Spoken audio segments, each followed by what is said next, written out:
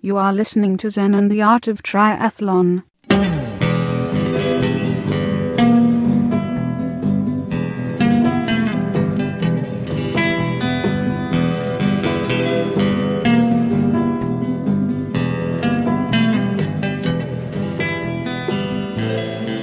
Well, hey there, all you tri freaks and geeks, and welcome to another episode of Zen and the Art of Triathlon, the podcast where we go long on endurance and hope to improve ourselves with a little bit of Zen along the way. All right, we got a really cool episode. I talk a little bit about how to get that famous runner's high, and I actually get it through swimming. So I talk about how to get through swimming, biking, running, all those techniques, and then I chase it for a while trying to get it again. I got one really good time last week, and I wanted to talk about it. Also, we have a Zen Buddhist talk about how to be more Zen by being more like the movie screen and less like the movie. It's pretty cool. And also we have a bike tip, how to learn the flying dismount that you need to go into T2. And then also how many miles per week to train for an Olympic and a half Ironman. That was an email question that I answered. And why you need to wear flip-flops at the pool. I was just re-listening to that. It's pretty good. And also how we put Christmas lights under our bed, LED lights, I want to be specific with that, under our bed, and how that helps you not trip over stuff and when you get up in the morning and help the other person sleep. It helps everybody get better sleep. It's a really kind of interesting, cool little trick. Okay, we have all that, but first we have a shout out to a new sponsor, 3 p.m. Bites, that we're going to do real quick. And then right after this, we get into how to be more like the movie and less like the movie screen, our little Zen talk for the week. Okay, here is 3 p.m. Bites.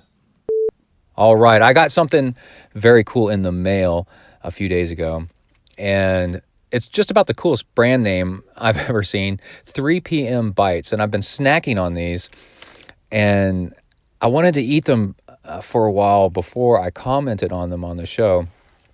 And these are really, really amazing. This is neat stuff. So they're truffles, which means they're like small, they're small balls. And they are different flavors. There's peanut butter, truffles, and I've got them here in my hand. And there are chocolate and coffee. And honestly, they are so strong in flavor that they do what they say. They are a snack for athletes, a treat for athletes is what they say. And they are so strong that, and actually they're pretty low calorie, that it's supposed to end a craving for one of the many flavors that you might have a craving for. And honestly, I have cravings for all three of these sometimes: peanut butter, chocolate, or coffee. And eating one or two of these will, I tested it. It shortcuts your craving for the unwholesome, like heavy calorie, non-nutritious, like overeating of other stuff that you don't really want. So 3 p.m. Bites sent me a write-up on how they like to think about it. And they say, do you crave for a chocolate or a cake or a cookie, but often feel guilty, ... empty calories, ... sugary, ... will slow you down. 3 p.m. Bites are zero compromise, zero guilt treats for athletes. Zero compromise on taste, because if it didn't taste good, it ain't going to matter. Zero compromise on ingredients, with 100% real ingredients, the way food should be, the way our grandmothers made it. Plus, they are certified organic, vegan. They made them out of real vegans, people. No, just kidding. Plant-based, kosher, with added superfoods and zero added sugar or sweetener. All right, and then they also say the team of athletes and chefs at 3 p.m. Bites wants you to know that everyone has sweet cravings, no matter how pro or novice an athlete we are. These bite-sized truffles are decadent, yet full of healthy ingredients. I tried them, and wow, this is the guy that sent it to me, Matthew. Unlike some other bars, Because like we have Amrita bars on this show. Those are fantastic. Those are more like a fuel, and like they're supposed to kind of fill you up, right? These are supposed to end cravings, like 3 p.m. You know, you got a craving for food, but you don't want to eat something like super sugary and then have like a sugar crash, right? Of like if you ate like a Snickers bar, you know, something really unhealthy. So this is really neat. Amrita bars you can actually eat, you know, while biking and stuff. Okay, let's get back to our 3 p.m. bites. And these bites are smooth and moist. 3 p.m. bites are great for whether you're out on a long ride. Well, they say you can eat them. I haven't tried that yet. And that's true. You could snack on one or two. Or about to hit the pool, or as a simple snack. With their chocolate, coffee, or peanut butter truffles, these flavors will keep you fueled and ready to go. Find 3 p.m. bites on Amazon and order a few bags today. Use discount code ZenTri10. And in case it matters, it's in all caps and the number 10, ZenTri10, to get up to 10% off your first order. So again, I got them right here in my hand. I've had several of each of the flavors. And let's see, there are 100 calories for two of the, the peanut butter one. And the peanut butter ones are hemp, chia, flax, and quinoa, along with peanut butter. This is the one that has my favorite texture on it. They're kind of neat. And then coffee looks like a ball of coffee grounds. And man, it tastes strong like coffee. It was really good. So hemp, chia, flax, quinoa, and coffee truffles. Let's look at the back and see, for example, almonds. It's got some almonds in it. Organic raw cacao, organic coffee. That's why it tastes like coffee. It's got ground coffee in it. Oh my gosh, this is so good. And then it's got brown rice protein, pea protein, flax seeds. All the stuff's organic. And let's move on to the next one. Was that chocolate, peanut? Oh, that was coffee. Do we do chocolate now? And then chocolate. And the main ingredient in a lot of these is dates, which is good stuff. And dates we have... for chocolate, we have raw cacao, hemp seeds, organic flax seeds, organic chia, and organic vanilla extract. Can't have chocolate with a little bit of vanilla, right? Can't have your up without going back down. And yeah, wow, pretty cool. 2 of these is only 60 calories for 2 of the chocolate ones. That's pretty crazy. Anyway, they say on the packaging here, also, go to 3pmbites.com/athletes. Go USA, USA, USA. So made in the USA, New Brunswick, New Jersey. All right, 3pmbites.com. It is an honor to talk about these guys on the show. You should definitely test them out. Hey, just try it out. It's cool. Share with your friends. I've been sharing them with people at work. They're like, whoa, those are strong. I'm like, yeah, they are. They're really great. Okay, that is... enough about the 3 p.m. bites. Go check them out. Discount code ZenTri10 and let me know what you think. All right, let's get back to the show.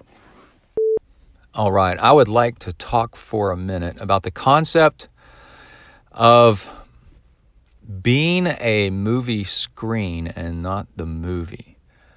Or in ancient times, because there was not a movie screen, at most you had plays, I believe. It would be... in the ancient Zen and Buddhist texts talk about a mirror or a reflection in a pool, your own reflection, or a reflection of the moon, which is a big one in Zen. And this has to do with not believing that you are your thoughts.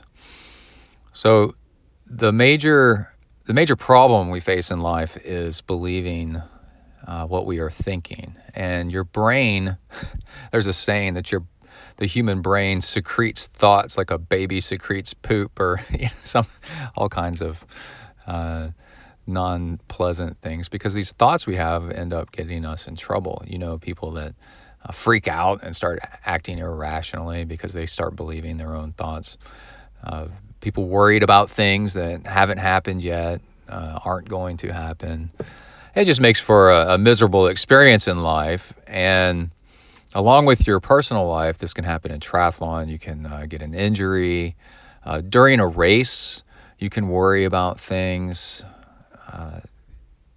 During your day-to-day, you can start believing your thoughts that aren't necessarily true. So one way to look at this is to be the movie screen and not the movie. And what that means is, let's say you go to a movie and it's a movie that's got a lot of dirt in it and a lot of mud, for example. It's got an off-road section. I know in that kids movie, Cars, they're racing on the dirt track, for example, a lot. Well, when the movie's over, do you need to clean the screen from all the dirt and the mud? No. The movie was just projected onto the screen, and then when the movie was over, when the scene is over, the movie screen lets it go.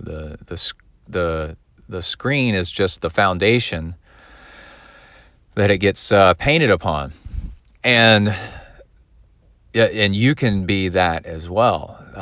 With Zen, there's a lot of letting go, and that's what they're talking about. Is when something bad happens, you can let it go. When something good happens, you can also know about this too shall pass, and don't cling to something good, because when it goes, relative to the good, normal is going to feel bad. So you just don't cling to things too hard. And another example is a horror movie where there's blood and gore. A war movie where there's bullets flying everywhere. When the movie's over, is there blood on the screen? No. Are there bullet holes on the screen? No. But what is the screen? The screen is ready. It has let go, but it's also ready to host a different movie, like a romance movie or a comedy movie. When things are better, because it didn't cling to the scary, ugly, fearful stuff. It's now available to allow you to enjoy something nice and something pleasant and something that could lead to a better future. So knowing this, you can improve your life by saying, is this real? This thing that I'm experiencing, right? Or is this just thoughts that I'm having, kind of like a movie? Is it an opinion? That's always a good one. Is this a fact or an opinion? And is this going to pass eventually? Will I laugh about this someday? And that's a hard discernment to make sometimes, because you get all caught up in the movie. But in general, yeah, everything's going to pass. And there's a saying where you don't want to cling too tightly because you get rope burn. You want to hold the rope, but let it slide through your hands gently so you don't burn your hands. Now, some next level stuff that is hard to grasp, if you want to work on this one for a little while, is Zen teaches this non-dualism. You are not separate from reality, from the world, right? So what we were just talking about is, there's the movie and then there's the movie screen. Those things are separate from each other, right? And that's how you can get through a difficult moment. You can go, this is I'm experiencing a horror movie. Say, like in this race, like you're having a second flat tire in a row, and you're not cutting it. You've sunk all this money into this thing, and you've traveled, and your bike's scratched up, all kinds of nastiness. You're like, crap. Okay, this is just a horror movie going on right now. In reality, life's actually not that bad, right? So you can be the screen. But the tricky thing is that Zen teaches that you are both separate, but also at the same time, you are not separate. There's duality and then there's non-duality. And it takes a screen to see the movie. So you are not entirely separate from the horror movie that you're not enjoying right now, or it's not different than you, the comedy movie. It takes a screen to show the movie. If you just turn on a projector and show a movie into empty space, it goes nowhere. You can't see it at all. It does take the screen. And like we were saying, you are the screen. So being the screen, also you need to remember that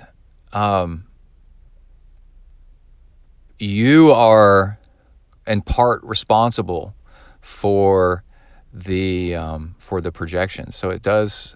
This is a two-sided coin, but a coin does have two sides. But it takes two sides to make one coin. And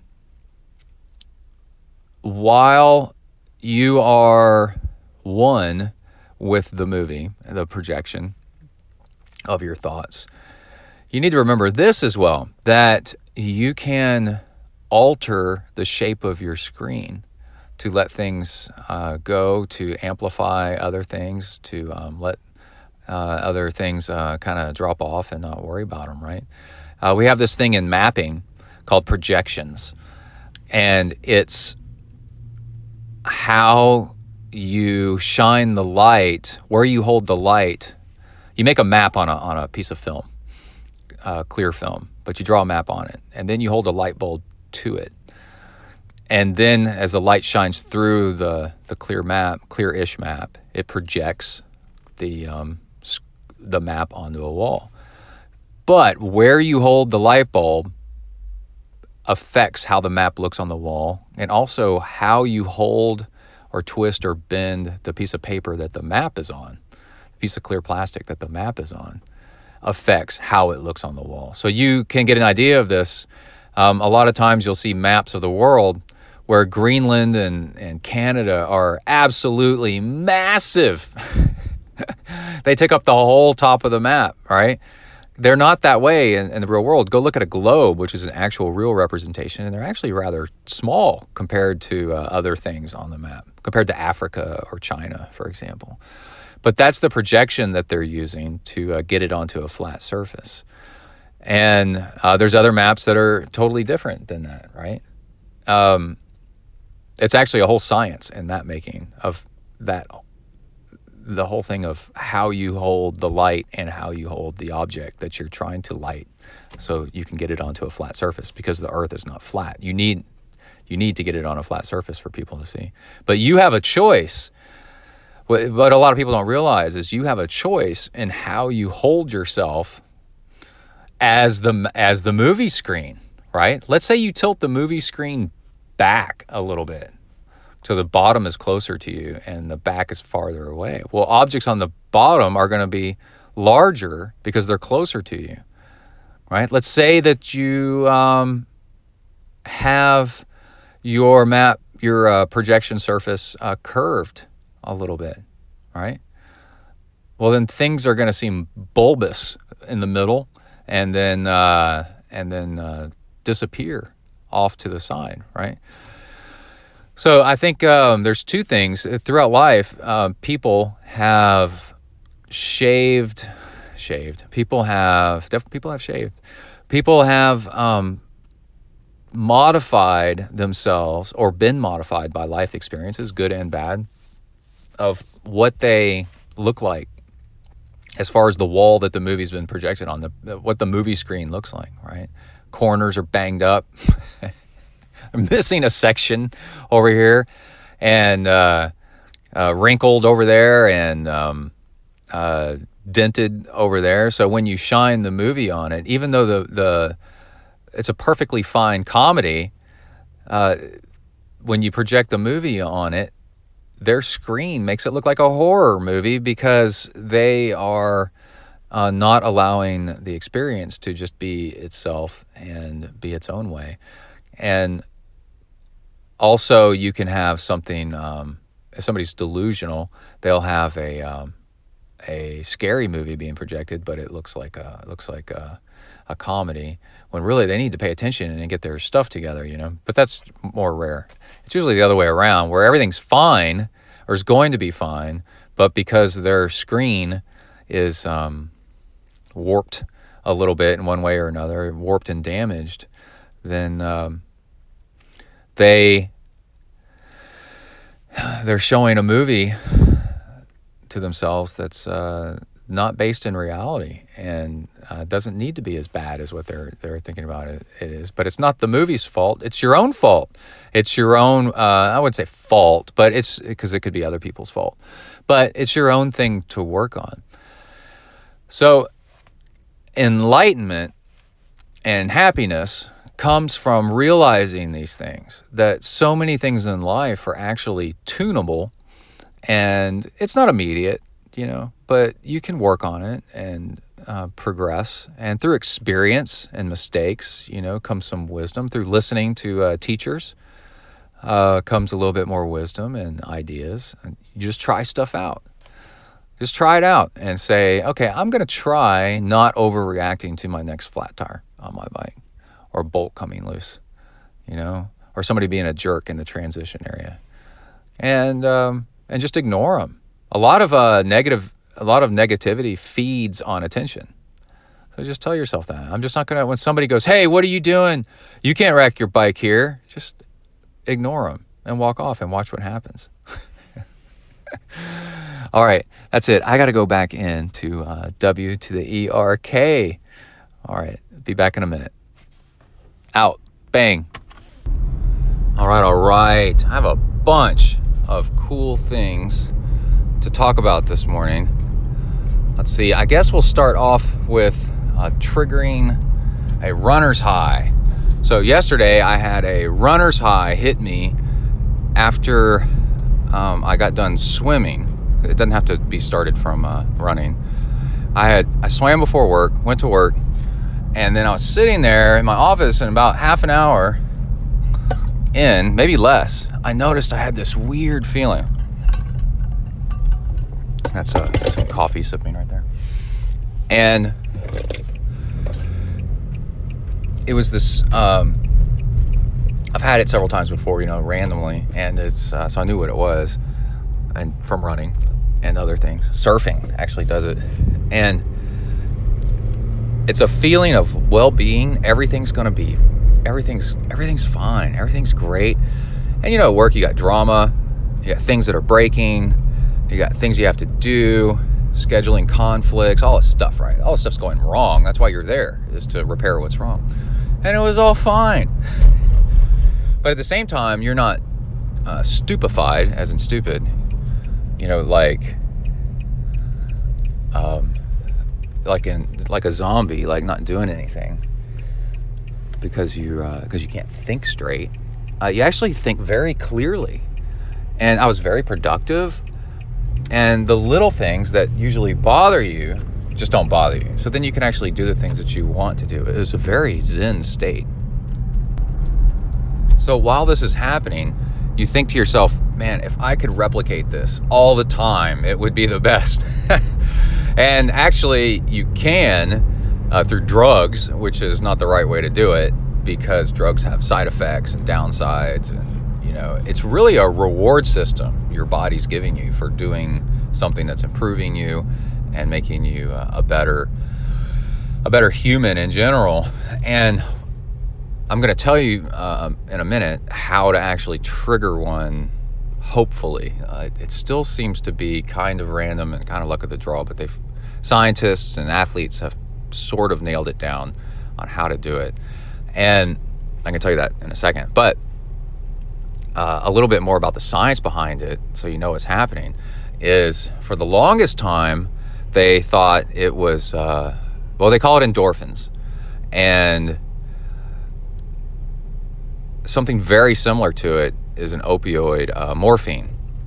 And so for the longest time, scientists are thinking, yeah, you've got receptors, just like you've got sweet receptors on your tongue, that make you enjoy sweet foods.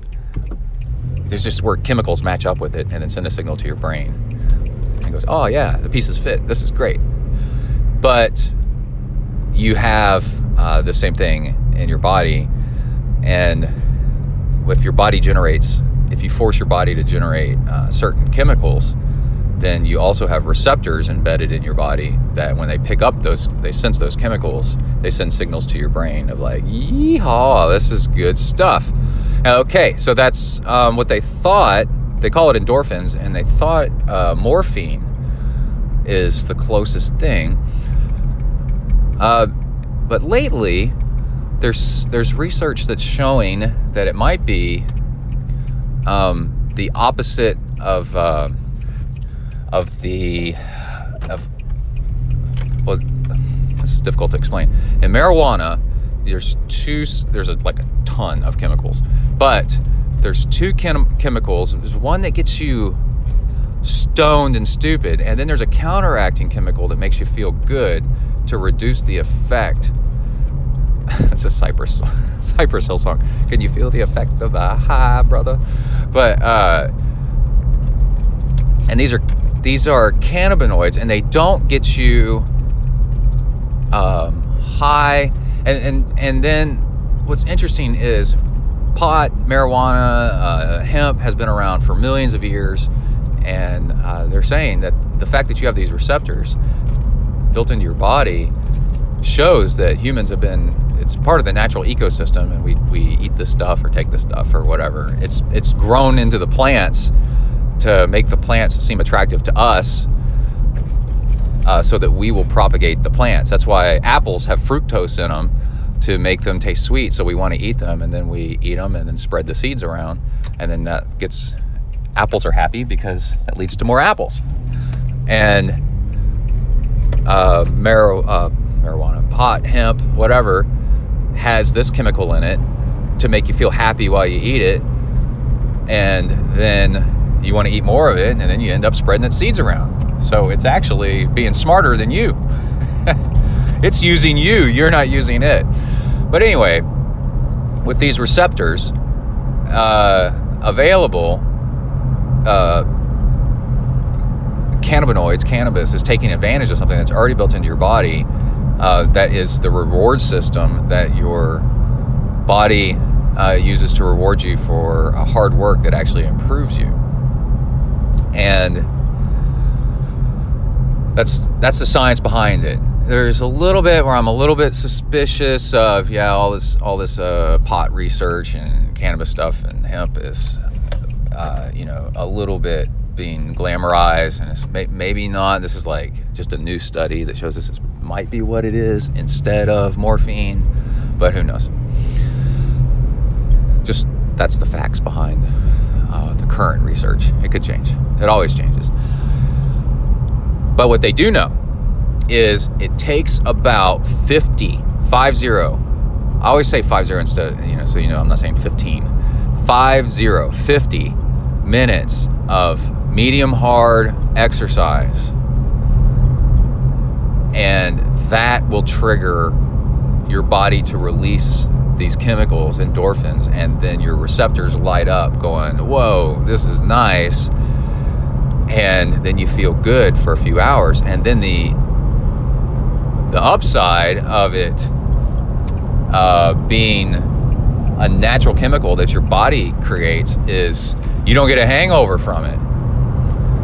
You can get a quote-unquote high, it's more of a depressant, from alcohol, but that's not a natural chemical your body makes, so your body just goes later, and then you feel like crap the next day.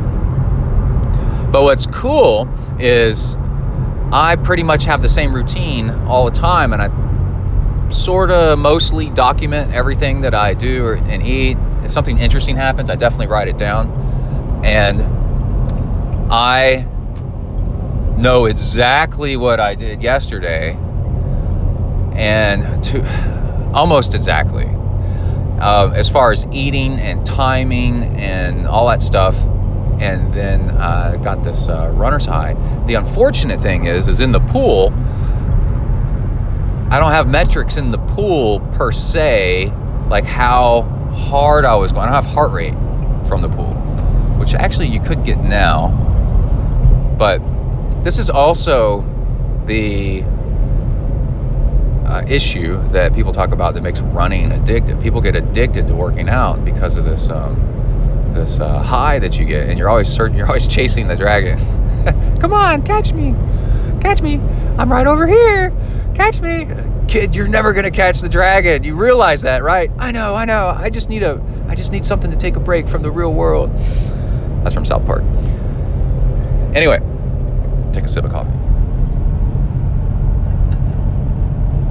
So today, let me tell you about my swim. So I started swimming, and then I noticed I was failing a little bit in my swim. So instead of doing a long continuous swim, I did 20-minute blocks, and at the end of every 20 minutes, I went hard for 100 yards, which is about a minute of pretty hard, like it was make it burn in my shoulders a little bit. And then I would take a break for like 30 seconds and then start over again. So I did 3 of these, 3 20-minute long blocks where it's easy to moderate, and then the last 100 yards really hard, almost a full sprint, like 9.5 out of 10, maybe 9. And so then this morning I was like, I'm gonna do a little bit of research, and I ate the exact same thing and got on the bike and then tried to replicate it, except I did 4 15-minute blocks. And an upside of breaking things up, is it makes time go by faster. 4 15-minute blocks with 1 minute hard at the very end of each block makes the time go by way faster than 1 hour just continuous riding. But all that aside, we'll see if it turns into a runner's high here in a little bit. I'm not positive it's going to. I may need to go a little bit harder.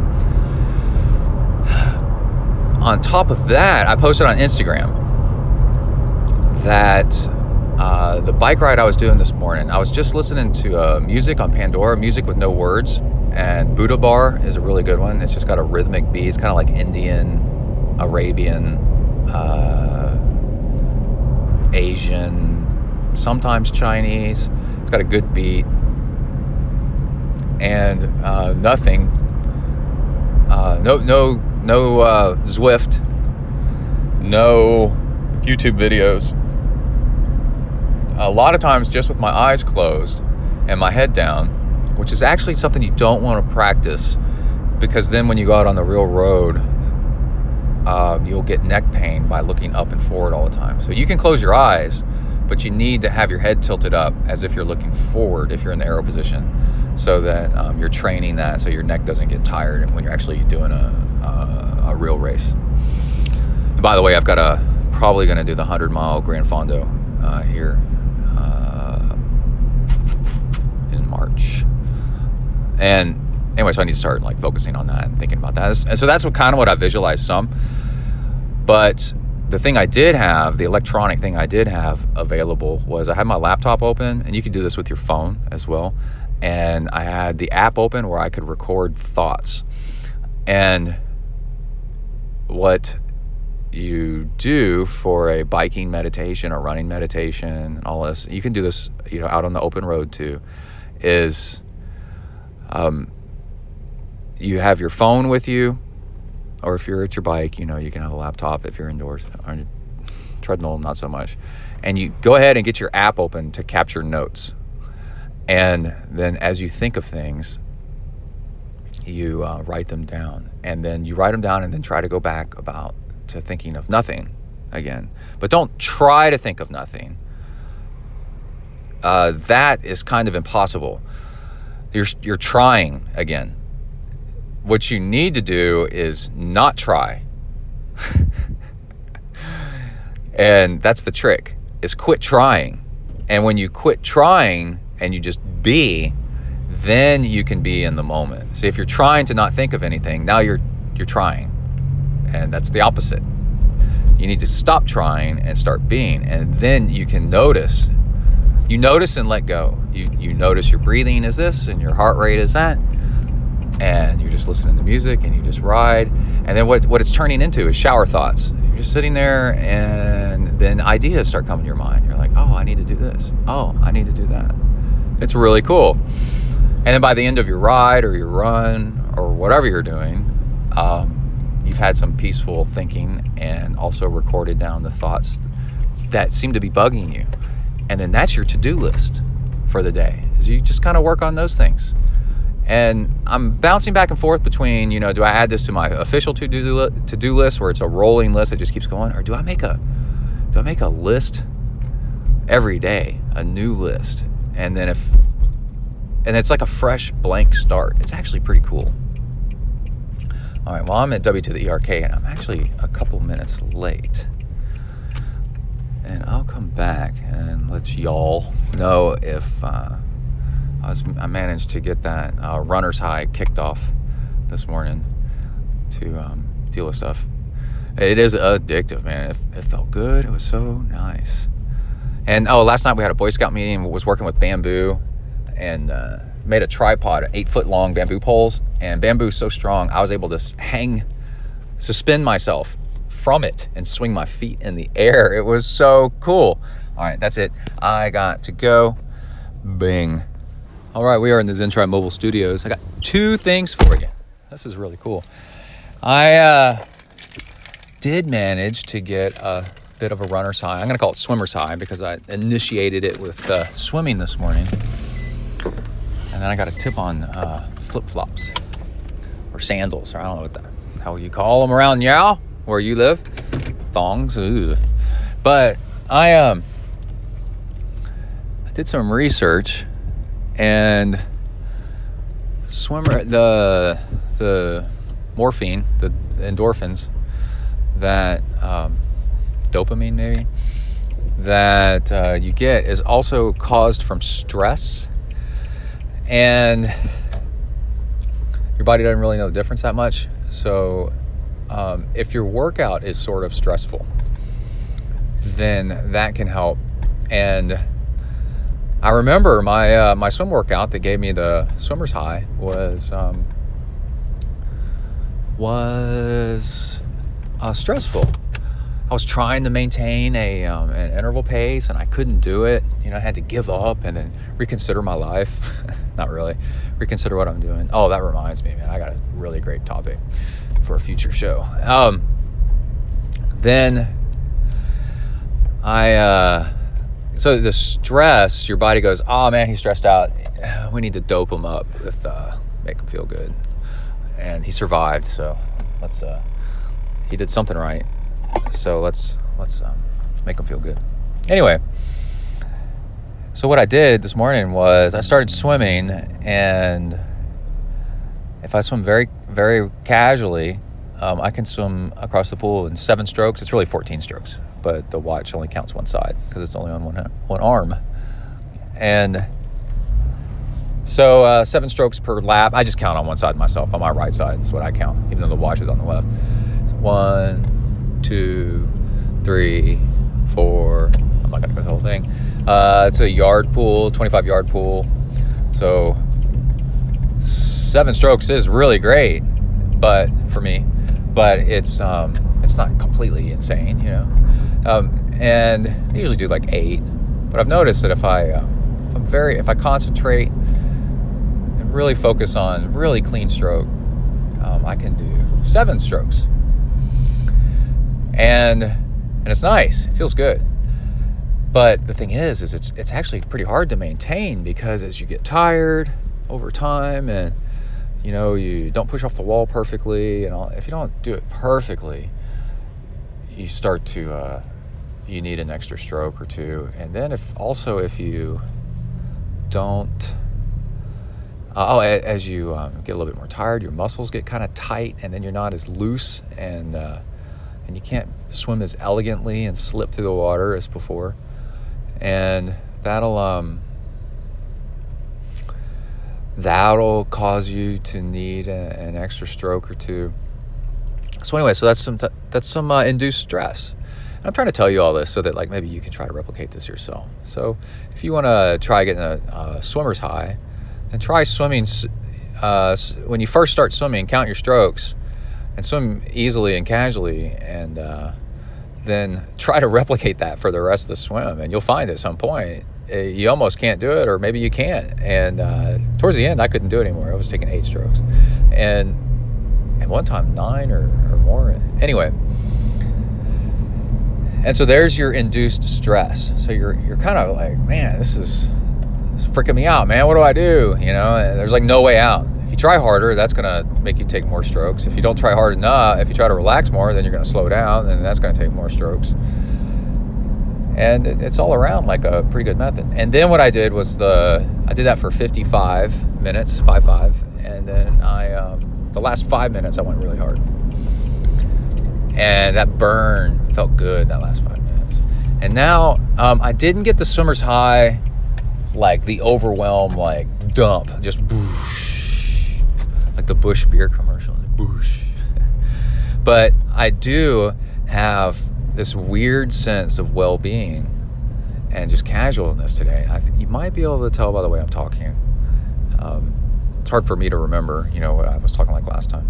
But it's this very casual, just everything's fine. And I was thinking, do I have that this morning or not? Well, I had to call my old health insurance because they billed me $745 for a genetic test that I had done, and they don't want to pay it. And I had to be on hold for like 45 minutes altogether. And I just sat there on hold. I had other work to do. So they say you can't multitask, that it's actually just task switching. That's not true. You actually can multitask, but one of your tasks has to be mindless. So you can walk, the old saying, walk and chew bubblegum at the same time, right? Somebody's really stupid if they can't. That's the whole thing. And I was doing a computer task that's just rote, R-O-T-E, just I click here and I click there. I'm drawing stuff. I click there and I click there. And it's real simple. There's not really many decisions to be made. The decision is already made. I need to draw these outlines on things. And so while I'm doing that, I can sit there and be on hold and be ready at any minute to talk. And I have my script on my side of what I need to say to the insurance company. Like, okay, what's this? I need explanation of benefits, and it was this date and this amount of money, and this was the doctor and all this other stuff. And so that's all ready for me to say. And while I'm waiting, I just work on my task, right? But it's got to be a mindless task that, and I'm doing fine. And then I was on hold forever while this was going on. And I had a coworker that was across the room from me, and they were like, dude, you're on hold forever. That's driving you crazy. And I was like, no, doesn't matter. It's just what needs to be done. And when I wasn't doing that whole shit show, I was just working on other things, and I noticed that I was moving from task to task without much judgment about it. And what causes procrastination and you keep putting things off is because you're like, I don't really like this. I don't really want to do this. Is there something else better I can do? There's a lot of anxiety, unsureness, and then with the dopamine, endorphins, or whatever it is, that's kind of gone. You have this sense of just, yeah, it's all cool. And then, so I noticed I was getting a lot more stuff done than usual because I wasn't, trying to thinking too hard. I was just doing, which is nice. So swimmer's high, runner's high is a lot like being in Zen flow, by the way. And then I went and got a salad, and I noticed that even though I was hungry, I didn't sit down immediately and try to crack stuff open and start eating it. And there's this one thing where if you scan the receipt with your phone, you earn points. And then these points add up, and then you can get free food later, right? Well, usually I sit down and I eat, and then I'm like, oh man, I've got to, where's that receipt? I've got to scan it with my phone. I got to scan it in the middle of like eating. And I usually got my laptop out because I'm coaching or something. And I'm like, this time it was really weird. I sat down. I decided to sit at this bar that's chest high kind of thing. So I set my food down and my receipt down, and the thing I needed to do was scan the receipt with my phone to earn points before I got all into eating and everything. And I was totally fine with that. I was just like, yeah, okay. I'm going to scan my receipt now, and the food can wait. And it was the right decision to do, and I had no anxiety about doing it. One before the other, like, oh, I got to eat and everything. I was very calm and very serene, and a sense of well-being that this is fine. This is what I got to do, and this is fine. Have y'all ever seen? You got to Google it. The comic 4-picture series. It's like 4 frames of the dog where the house is on fire, and he's like, "This is fine. I'm fine with the way things are currently unfolding." And then it's like his body catches on fire. And he's like, "This is totally normal." And then like he's melting. He's like, "This is fine." It's actually what you feel like. It's pretty cool. And yeah, maybe you can hear it in my voice right now. I still have a little bit of that, just kind of nice calmness. So again, calm warm up, and just try to swim matching a stroke rate for a long time, 55 minutes. And then I went hard the last 5 minutes. And that seems to have done it, sort of. Boy, the other day, Monday, this is Wednesday, Monday, wow, it was out of this world. I was like, whoosh. Okay, now another thing I thought I'd comment on is in your swim bag. Let's say you got a swim bag. And I was walking through the locker room the other day, and somebody had vomited on the middle of the locker room floor. And I'm like, yeah, I definitely need to have locker room shoes. You should, if you can, get dedicated sandals, flip-flops, thongs, whatever you want to call them, and keep them in your swim bag. And they're real thin, right? So they should go in there, and you just kind of keep them with your swimsuit and stuff. And then if you don't already have a dedicated locker at the pool. And then when you so I was at Target. I went for a walk around Target because I got some coaching done. I felt good about myself. So I was like, oh yeah, I need to get some flip-flops. I already own flip-flops. I own 2 pair of flip-flops. But I was walking through there, and they had Champion brand flip-flops for $12. And I tried them on, and then I was like, you know what? I'm going to get these and put them in my swim bag. And they have these ones that are black on the bottom, and then they're red on top. So like where your feet go are red. And I'm like, that's smart. That'll make them easier to find when I'm digging through my swim backpack. So I can just grab them, pull them out, and then put them on. And, maybe this is just a Brett problem, but I imagine some of y'all have that out there as well. Where, like, I'm on my way to the pool, and I'm like, where's my flip-flops? Where's my flip-flops? I need my flip-flops. Get some flip-flops and just keep them in your swim bag. And then you're going to have some flip-flops when you get there, regardless of whatever shoes you have on. And why do the flip-flop thing when you're going to a community pool or a gym pool? Man, athlete's foot, dude. That is some nasty stuff. And you think, oh, it's not that bad. Oh, the big one is you want to go pee or something like that before you go into the pool, and you go over to that urinal and you're barefoot, and people have peed all around it. So the floor is covered in old urine. I mean, it's the worst. It's nasty. And I'm not even a germaphobe. And I'm just like, you know what? there's just things where I'm just like, I just rather skip that. It's not that I have to skip it. It's just like, I'd rather not. And so, yeah, the vomit on the floor, who knows? And if I go to a pool with mostly adults, imagine what's going on with kids.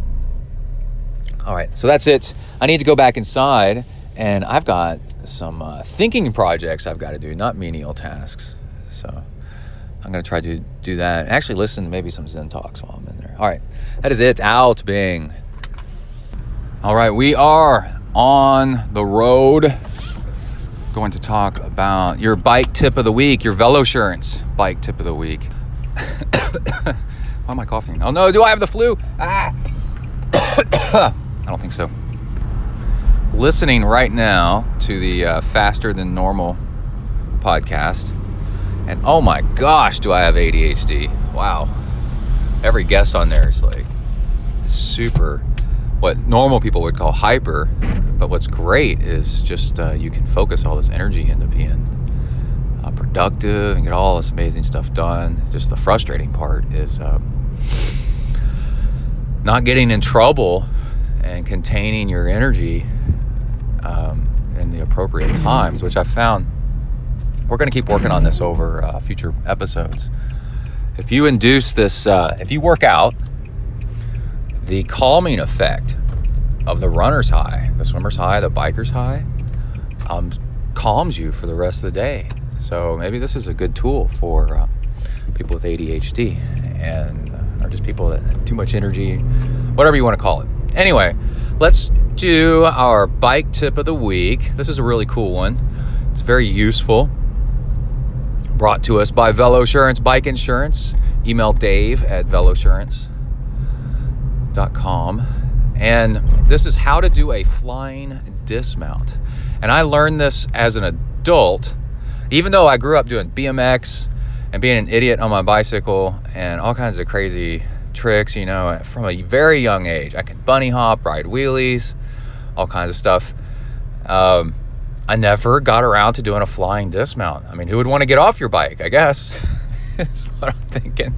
Only time I started really seeing this being useful was in triathlon. Get off the bike and run through the transition area. So let's take a left turn here. Left turn, right turn, Clyde. And I was in my driveway, and my dad is he did a flying dismount off of his just junker bike, whatever he had laying around. This is just like 10 years ago. I was like, whoa, what is that? You know how to do that? And he said, oh yeah, it's easy. I was like, crap. That's always the thing. So he goes, oh yeah, it's easy. Oh man, I think before that even, I knew how to ride rollers, no hands. And I still hadn't done a flying dismount. And so I was like, well, I guess I got to learn this. And so what my whole point is as learning as an adult, I was able to actually really pay attention, what I actually did to go from not being able to do one to do one. And it's kind of like learning flip turns in the pool, right? There's all these great skills that make you faster, make you better, make you more efficient and a better athlete. And this is one of them. So this is how you do it. Oh, and a flying dismount, what's the whole point? You can get off the bike in a triathlon much more efficiently, faster, safer, not causing a clog and a jam for everybody behind you, so that you can actually be safer. Like, it's just great. Now, the first problem is you're probably wearing clipless bike shoes, and that means that your feet are attached to the pedals. So that's a problem, because how are you going to do this and then clip out at the same time that you're riding? Well, honestly, the real thing you need to do is get out of your cycling shoes while you're pedaling, and then pedal the last half mile or so, whatever it is, in your with your feet on top of your shoes, and your feet out of your shoes. Okay, so that's step one. Now, the next step is you should probably practice this next step a whole bunch when you are on flat pedal. So grab an old mountain bike, grab something with flat pedals on it. Put flat pedals on your road bike, whatever you want to do, and that'll allow you to have some forgiveness, so you don't have issues, fall and crash. And then the next step is find a section of road that is flat to slightly downhill, because while you're all unstable and being stupid and all over the road trying to do this, you want to be going a couple miles per hour very slowly, but you don't want to have the bike stop on you because you're going uphill. So people forget about that. Find a gentle downhill, and then you will be able to have a little bit of momentum so that you can take your time to do this, right? Okay, and now the next step, the big problem that I noticed myself, the big switch where I was like, oh, okay, is lean forward on your bike and then let's say you're going to dismount on the left side. Take your right leg and don't try to get it up over the top tube in front of you and then cross your leg over. That's wrong. I mean, you can get there eventually, and you see people that do this. But if you're learning, by far the best way is to take your right foot and put it behind you like you're flying and swing your leg back like by the rear wheel, way back. Almost try to make it straight like you're swimming, way back. And with your leg pretty much straight, ride like this for a while and learn that balance. Learn to have your hands on the handlebars, your left foot on the pedal, on the downstroke. It's down by the ground. And then your right leg pointing way behind you. You don't have to do toes back like you're kicking, but way behind you, okay?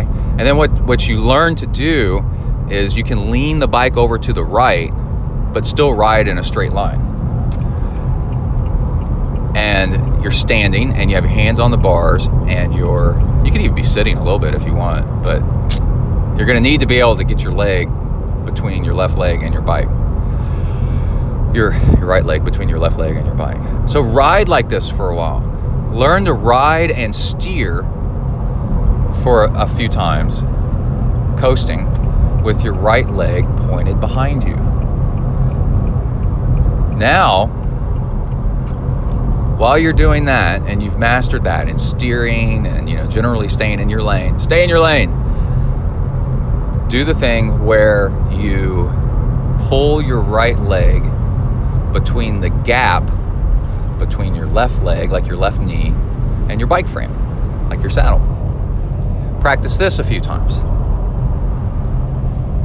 And then, after you got that down, and practice steering while doing that. There's no rush, man. You got all day, right? You go out and ride your bike for 2-3 hours at a time. You can take a couple minutes to do this. On swim team, they spend forever not swimming and actually just practicing flip turns. They get past the flags and then swim at the wall and flip and push off. They do this for like 10-15 minutes, right? It's worth it to practice it on how to do it right. And then practice pulling your leg through and then steering and coasting on your bike like this.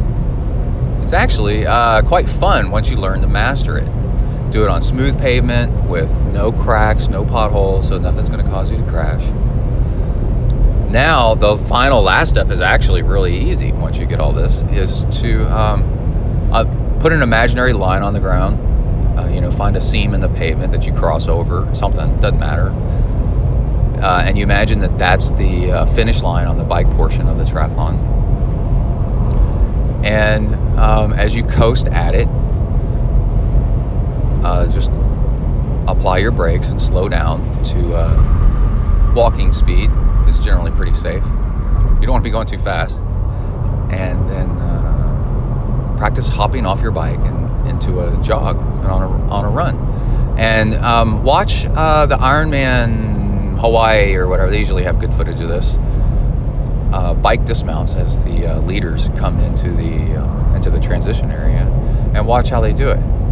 They're coasting, and they just hop off their bike and start running, and generally, sometimes throw their bikes at somebody receiving it. I think that's a little bit rude. That's a pet peeve of mine, as I'm like, dude, I just don't like people being rude to other people. I'm a little bit too self-conscious about that, about how people perceive you. So it's like practice, going from that and handing off your bike to somebody. If you have two people, it's a lot of fun, right? This is really funny. You should have three people, one person videoing, and then another person catching the bike, and then you doing this soft, easy dismount, and then handing your bike off to somebody so you can practice it, right? Really good technique is when you dismount is walking with your bike, rut jogging with your bike, holding your bike by the saddle and letting it steer itself. Triathlon bikes are a little bit front end heavy, so they're a little bit less forgiving. You might need to practice that a little bit. But in general, that's how you learn. All right, that is really cool. So steps again, practice on a bike with flat pedals if you need to, but then also get out of the shoes first, way ahead of time. And then pedal with your feet on top of your shoes, then point your leg back, not over the top tube in front of you, but aim your leg, your right leg, for example, back. Lean the bike over, find your balance, and then pull your right leg eventually, quickly between you and the frame. So it's in front of you, and then if you want, and then hop off. It's pretty cool. All right, that is our bike tip of the week, brought to us by Velosurance Bike Insurance. Hey, you need to know if your bike, what are you going to do? You need to know what you're going to do if your bike gets in an accident before your big race. You spend as much as on your bike as a lot of people did on their first car. I know my first car was around $1,000 to $2,000, maybe. And we've got bikes out there that people have a lot more than that invested in it. I'd say that's the average triathlon bike nowadays. By the time you get you start sinking money into wheels and stuff like that. What if somebody steals your bike? What if you're out riding and it's on the back of your car and somebody rear ends you and just smashes up your bike? What if you're riding and you hit? What if you're testing your dismount, your flying dismount skills, and you lean over too far and then fall on top of your bike and then crack your frame or break your wheels? So Velosurance will actually provide you coverage for this kind of stuff. They provide coverage for training rides, races. You ever try to file an insurance claim on your bike that you damage it in a race? They're going to say, no, you were racing. We don't cover, home insurance doesn't cover your bike while you're out. You were in a race. You're an idiot. And you're like, I'm not an idiot. I'm enjoying life, man. I want to go race my bike. That's what it's a race bike. What are you talking about? And they're like, yeah, well, we don't cover that. Well, Velosurance does. Get in touch with them. They cover your bike during travel, transportation, all this stuff that you actually use. If you actually use your bike for what it's meant for, you need to talk to Velosurance. So email dave@velosurance.com. Tell them what you ride your bike for. How do you actually ride your bike or bikes? And they will provide you with a quote. That's all you got to do. You can consider it. You don't have to do it, but it's good to know. You can take that quote and just sit on it for a while. Sit on it, meditate, and be like, well, maybe I don't need it right now, but let's say I've got a big race coming up and I want to make sure that my bike is covered. Like you're doing a build for Kona, right? Or a Kona qualifier. And you're just like, man, or half Ironman Worlds. You're trying to qualify for half Ironman Worlds, this big race at Galveston. You're going to race at Galveston. And you know that it's critical for you to have a bike for that. And what happens if something happens to your bike between now and then? Well, you can get a replacement bike with the payout if something happens to your bike. That's the whole point. Okay, that is it. I'm at W to the ERK. Check me out on Instagram because I posted a cool picture. I'm ZenTri on Instagram. I was running last night in that moonlight, and I posted that picture, and I got 2 comments on it already. And people are like, dude, that is cool. It's a beautiful picture of the moonlight on the sidewalk that I was running on. I had a beautiful meditation ride this morning. I need to talk in future episodes about how to ride a meditation ride. But actually, I think I'm a couple minutes late to W to the ERK, and I need to get off the mic, get inside, all right? Woo, everybody. All right. Well, it's lunchtime, and no, I did not get the runner's high that I was looking for. I don't think I went hard enough. I have to submit to you a word of caution that seeking a runner's high is a certain path to overtraining. You got to be careful to not search this too long because you need a lot of easy days mixed in with, you only need the occasional hard workout. And if I went doing this all the time, then trying to go hard enough to kick off a runner's high, then it could lead to some problems, being exhausted and all that stuff. Which leads me to the next thing I wanted to talk about, which is about some tricks for sleep. And what made me think about that this morning is Emily's sick and was trying to get some sleep last night in a separate bedroom so she didn't get me sick. And one thing, I do greatly appreciate it. And she's a nurse, so she knows this kind of stuff. And one interesting thing is that, she said she was miserable because it was cold in that room. And that it's like cold because she has a slight fever too. I need to text her and ask her if she's feeling better. But cold because it's cold in the room, and there was a light that was disturbing her sleep. So the cold thing is kind of funny because we've got two dogs, and one of the dogs always sleeps with Kai. And it's the big black lab, and he likes it because it's like his protector. And then this other dog that we love so much, but she's a bit of a pain in the ass sometimes, slept with me, and she's like a sandbag. Like, she will not move or anything like that if she's laying in the bed. But she's warm. That's where the band Three Dog Night gets its name from, supposedly. And it's nice sleeping kind of like a crescent around her to stay warm. It was very pleasant. But Emily said not only was she cold, but there's this light, right? And this is one of these tips that there's a crazy person driving in front of me, that if you can, this is one of the things, your life optimization tricks that makes not only triathlon training better, but your whole life better, is lights in your room will make it difficult to sleep. So if you can do anything, you need to work on this situation. One of the most major things I've noticed in all my working with pros, following pros, interviewing pros, is the thing that makes them awesome, and Kona qualifiers, is prioritizing sleep. They nap like a pro, like a boss. They sleep. That is the huge difference. If you quit your job to go pro, you shouldn't train more. You should use that time to sleep more, because it's during your sleep that you recover and get stronger. So happiness in triathlon is paved, the road to happiness in triathlon is paved with darkness, as in get your sleeping situation so that it's really dark.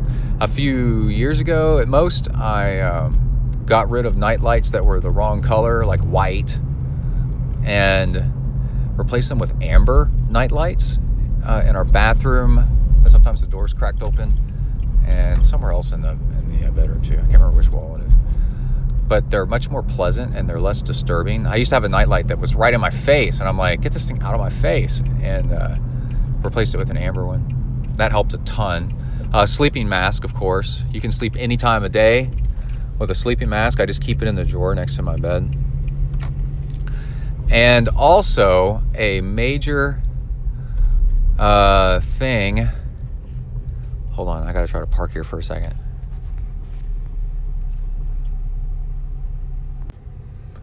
Is try to get your sleeping situation, your nighttime situation set up before you go to bed. Because what happens is once you go to bed, you're already tired.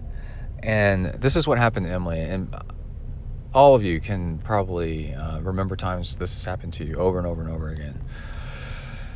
There was a light on the outside of our house that kind of shines into this bedroom window. And you're constantly waking up or having difficult sleep because of this stupid light. It's like falling asleep on the couch with the TV going on with regular or high volume. Like your rest is the worst. It's almost worse than not sleeping. And Emily said that was the other thing, is this light that shines in the room. It's just terrible. So let's say she's sick again and wants to sleep in that room again. She should. And for my health at home, I should, if she doesn't, go turn off that this porch light that shines into her room, into this room that she was sleeping in, so that she gets a good night's sleep. These are the low-hanging fruit. You look around and you're like, are there lights shining into my bedroom? Is there a TV on in my bedroom? Before you get so tired that you don't want to get back up, turn those things off. Okay. Another cool thing that I just did, which is, I've never heard anybody else do this, but it's I wanted to share it. It was just an experiment, and so far it's working out mostly good, is the get up in the morning. I get up before Emily does, if we're, as always, sleeping in the same room. And then I'm trying to be quiet, but I can't see, so I got to use like the flashlight on my phone, and sometimes it shines in her eyes, and she's like, and I'm walking around, I'm tripping over stuff, I'm trying to be quiet, I can't really see, so I'm having to open drawers, and it's just a whole lot of commotion and stuff, and she's still trying to sleep. And if she gets up early and I'm still asleep, I get the same thing. So underneath our bed, I took these Christmas lights. They're white, and that's not the best color. I would go to amber if I had my choice, or something softer like purple or whatever. I coiled up these Christmas lights and plugged them into an outlet that's behind the bed, so they're under the bed. And this is so crazy. One, it makes the bed look like it's floating on light at night. During the day, you can't see it at all. And then and they're LED lights, so they use almost no electricity. And then the glow from the lights shoots out sideways from the bed and lights up maybe the bottom 1.5 feet of the walls, just a little bit. I mean, they're just like one string of Christmas lights. But they also light up the floor. And when you get up in the morning and you because the light doesn't go up, because they're under the bed, they go sideways. When you're laying in your bed, you can barely, there's just this soft, very, very soft glow in the room. Not bright at all. It's very easy to fall asleep. That's the whole point, is that it's doesn't bother your sleep. But when you sit up in bed and put your feet down on the floor to get off the bed, you can see everything on the floor. You can see that belt buckle so you don't step on it. And you can see that Lego so that you don't step on it. You can see those shoes over there so that you can grab them without turning on all kinds of lights and stuff. You can see your socks over here, whatever you've left on the floor. Those chew bones, those nyla bones that are all chewed up and sharp because we got dogs. You ever get one of those on the floor and you don't see it and you step on it? Oh my God, it's the worst. You can see that. You can see everything, but it only lights up the floor. And it's just the coolest thing ever. So I suggest that you try it. If you don't have an outlet to plug into right behind your bed, get a small extension cord and run that to the nearest outlet, and then run the extension cord to under your bed, and then plug your Christmas lights into that. I want to experiment with some different color lights to get a better color instead of the sharp white, which is a little bit too intense. I like it just a little bit softer. But anyway, give this a try.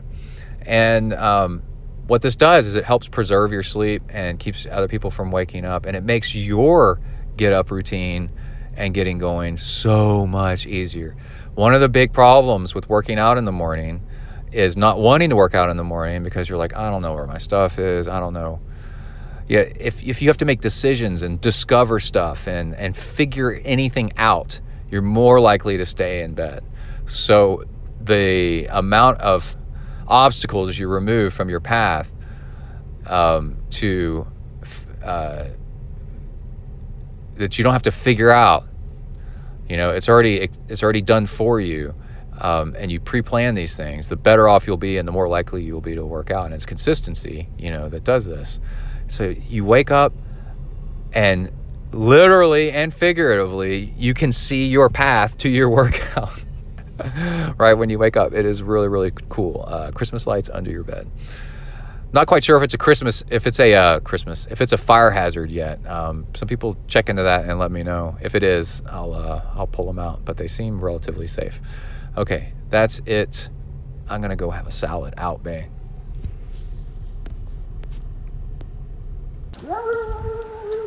Oh, hear that dog?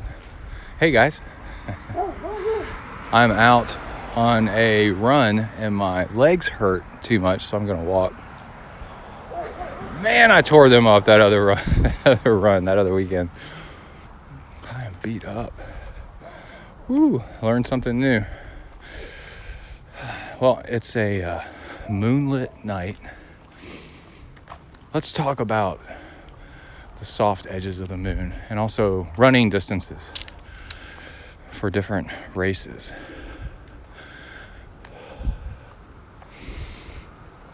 So right now we have a full moon, super moon, all that good stuff.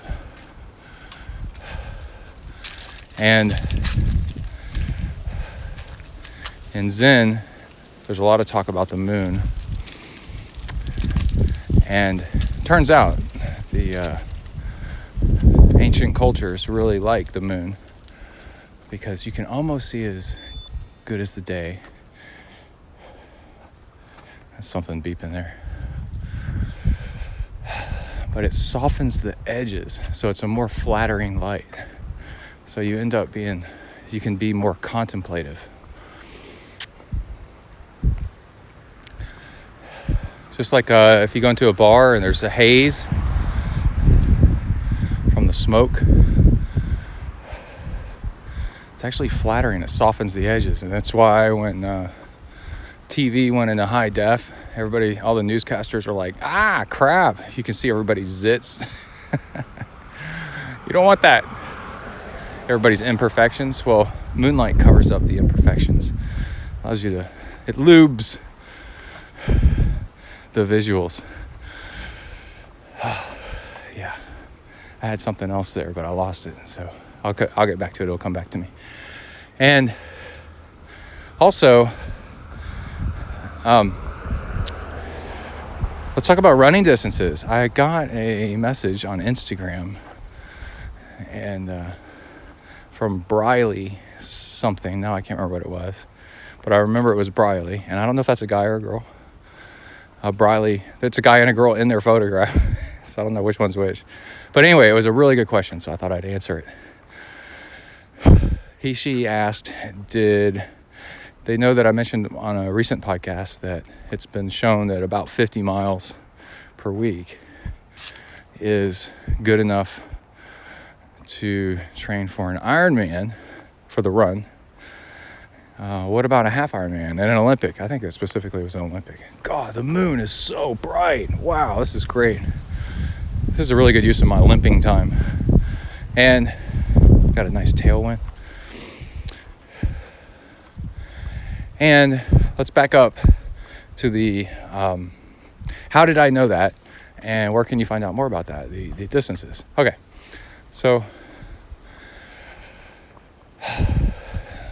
in Zen, they teach you don't want to be an individual. The reason that they line everybody up, and they had this problem with all the not the hipsters, but what were before the beatniks that all started studying at San Francisco Zen Center in the 60s, the 50s, 60s, and hey man, you can't tell me to bow down or whatever. And Suzuki Roshi, the Zen master that was from Japan, said, you have to be all the same so I can tell how you're different. And it doesn't really make sense at first, but I've got direct experience with this. I'm going to try to stay out of the sun, or out of the wind here for a second. And that when I went to military school, when I was 14 years old, they shaved everybody's heads, and they line you up against the wall. They take away all your civilian clothes, and they issue you uniforms. The only thing that you brought with you was your suitcase, and they put that away. They take the civilian clothes you showed up in and put that in the suitcase and put it in storage. So now everybody looks exactly the same. But that's not true. Suddenly, you can really see everybody's true differences that are really them, right? You can't masquerade behind different clothes, different haircuts, different shoes, stuff like that. That are all add-ons that aren't really you. And before I went to military school, I was kind of a dork in ninth grade. And my sophomore year in military school, I was a dork in ninth grade public school. And then in military school, I was really popular. And it's because people really judge you on who you actually are and what you actually can do. And I was a good swimmer because I'd been on a swim team. And all of a sudden, I was hugely valuable. And nobody cared if I had dorky clothes on or anything, because you don't. Everybody has the exact same clothes. So you dump your history when you get rid of all these clothes and your old haircut and stuff like that. Everybody's exactly the same. So what actually makes you starts to stand out and starts to get acknowledged as useful. A lot of times it's really useful. So, and valuable to the group. So the same thing happens in triathlon, where there's standardized distances, right? You can't, if everybody just went and did their own thing, you can't compare people to each other, and you can't compare who's actually better than the other person at triathlon, for example, right? You need a standardized distance. You need everything to be the same. And that's why Ironman was so successful when they started standardizing the distance and standardizing the races. As much as possible, the races are the same. And then now you can compare your times, and you can compare against each other.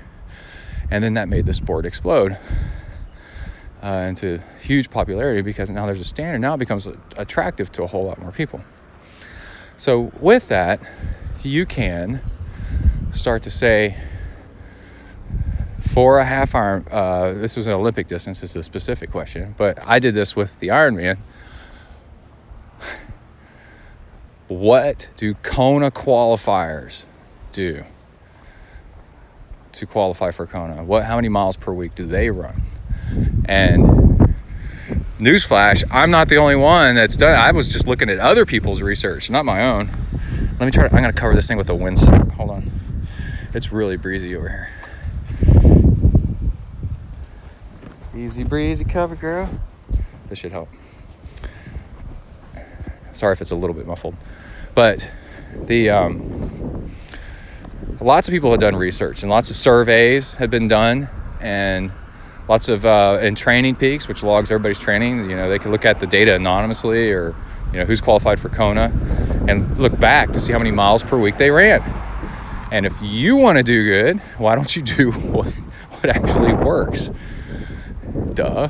And they saw that the average Kona qualifier was running somewhere between 42 and 50 miles per week. So you need to run at least 42. And once you start hitting 50, it's starting to get pointless and starting to damage your other stuff you need to work on. And then they also had how long is their long run, on average and stuff. And yeah, there's outliers of individuals that have done stuff, but usually they already have a history and they don't need to do as much. They've done, qualify for Kona a lot less. But they're also, they were a track star in college. So they hardly need to run at all because they're already crazy fast.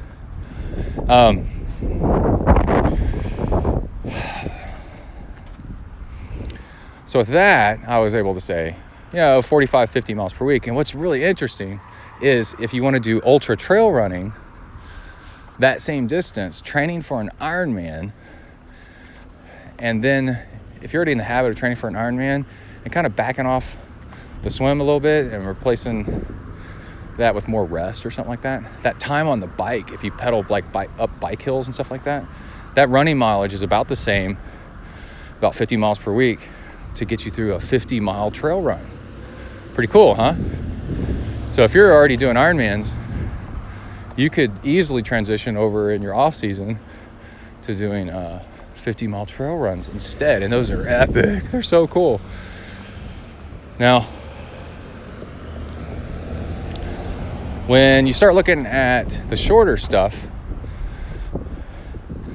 there's a breaking point of where you don't, when you're training for really long stuff, you don't want to train the full distance. There's no point in running a marathon. It beats you up too much to train for the marathon and an Ironman or anything else. Running 26.2 miles for your long run is kind of like, it's too abusive on your body. The recovery time is too long. So it's really not that smart in general. But once you start getting to the shorter distances, there's actually some benefit to doing the race distance. And training for your long run, right? Half Ironman, you're kind of like 13-mile run. It's basically like, once you get over 2 hours on the run, you're starting to look at dipping into some damage that's going to take 3-4 days to recover from instead of 1 or 2, depending on how fast you go. And if you slow down, well, then you're out there longer with that banging on your body. But another rule that you ought to think about is running 3-4 times a week. It's generally considered pretty good. Less than that, you're not going to get enough. More than that, you're going to not get enough recovery in. You can be like me right now, walking. And then the question is how long should your runs be if you're going to run 3-4 times a week? Well, let's say you're doing a half Ironman, then you would want to I found that doing around 12 miles for my long run, and then on the weekend, for example, and then runs between 45 minutes and an hour during the week. Pretty good. Doing like 2 or 3 more of those during the week, and like one of them being kind of hard, or the last couple minutes of each one being a little bit hard, and you don't really make the whole thing hard. Like, you just kind of like push the hills a little bit, because that's a lot of running on top of a lot of biking that you're already doing. So I would say for a half Ironman, you're probably looking at, like 30 to 35 miles per week. Because if you do 3 6-mile runs, that's 18. And then you do a 12-mile run. 12 plus 8. What's 12 plus 18? It's 30? Yeah. So you're looking, like 30, 35 miles per week. And on average. Now, while I'm telling you all this, you still should go Google it, because this is Googleable, and you should be able to find out. And then, let's see, the specific question. Oh, if you do the 12-mile run, you're really close to doing the race distance, and you have like confidence that you can run the race. As you tick over the miles, then you're like, okay, I know what mile 4 feels like in this thing. I know what mile 8 feels like, right? When you have been when you've already done the distance, the confidence you have that you know that you can push harder when it starts sucking because you've done it before is priceless, man. It's great. I think I keep hearing seagulls. Like, y'all are too far inland. Go away. And then, God, the moon is so bright. It's beautiful. And then, let's get down to Olympic. Olympic, you can definitely be doing the race distance and run. In fact, for your long run, I would be doing over distance, probably 8 miles, because you need to run that 6 miles pretty freaking hard. So if you go out for an 8-mile run, then the 6-mile run is going to seem easy, right? No problem whatsoever. So I would be doing 8 miles for my long run. And then I would be doing at least I'd be still doing 45 minutes per run for my shorter runs during the week, but doing them harder, like a little bit of like interval work and stuff like that. And so what is that? It's 4 times 3 is 12 plus 8. Now you're talking 20 miles per week for the Olympic. Sprint, I'd probably do about 15, maybe. So there you go, Briley. If you reverse engineer the math of what you should be doing by your long run and your shorter runs 3 to 4 times per week, so that you have, on the short side, confidence, and on the long side, enough recovery, then those are the numbers that you come up with.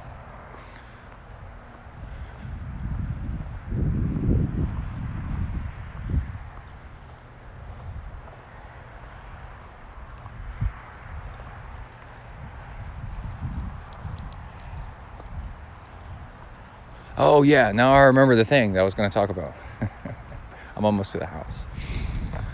This is really cool. There's a saying with there's debates in Zen. There's just like Christianity and other religions, there's sects in Zen. Like Christianity has Protestant, like Baptist and Episcopalian, and Lutheran, and Catholic, and all stuff. Well, Zen has different schools. There's one school where they live in the forest. Sounds pretty great. I like it. But there's Tibetan Buddhism. There's all Buddhism. I mean, it's huge. Zen is a sect of Buddhism, and within Zen, there's Rinzai and Soto, and then older than that, and then Chan, which goes back to China. But anyway, is enlightenment sudden or is it gradual? And what's cool is there's this great saying that Zazen is sitting Zen. It's sitting to reach enlightenment or whatever. And this stuff gets all complicated. And everybody claims to understand that you either don't know it or do know it. But it's all different to every person. So don't worry about it too much. But basically, if you sit, you're stilling the waters. And it's like muddy waters. When water sits clear, the silt and the mud settles out. You can actually see in the water, and you can see reality and actually what you need to be working on. The truth of things, which is a way better way to go through life. Well, the one argument in Zen is Zen sudden or is it gradual? Or is enlightenment sudden or is it gradual? And one school says you have one moment where you go, holy bat balls, Batman. I get it. I get how the world works. Oh my gosh. Right? And that's sudden Zen. And then there's gradual Zen, where it's like people try and they try and they try and they try and try. And then when they finally get it, the thing that you finally get is that it's the trying that's the problem. Right? The sudden enlightenment, people realize that trying is you're trying to make things different than what they are. So the harder you try, sit forever, then the longer it's going to take because you're trying to reach enlightenment. There's nothing to reach. It's to stop reaching is actually enlightenment. Some of you just heard that just now and then get it. And you're like, whoa, wait, I think I get it. That's what I'm talking about right there. You're having a moment. Okay. Anyway, so the question is, there's schools of Zen where they don't emphasize sitting and meditating at all. They say don't. It's a waste of time. It's stupid. You get it, and then you move on with life. And then you refine it, sitting, and kind of think about it more. But you've already got it, right? And then the other one is the reverse, is you got to sit forever until you finally do get it, right? And back to the question is why should I sit to get it? Sit, you get it by accident, right? It suddenly hits you either way.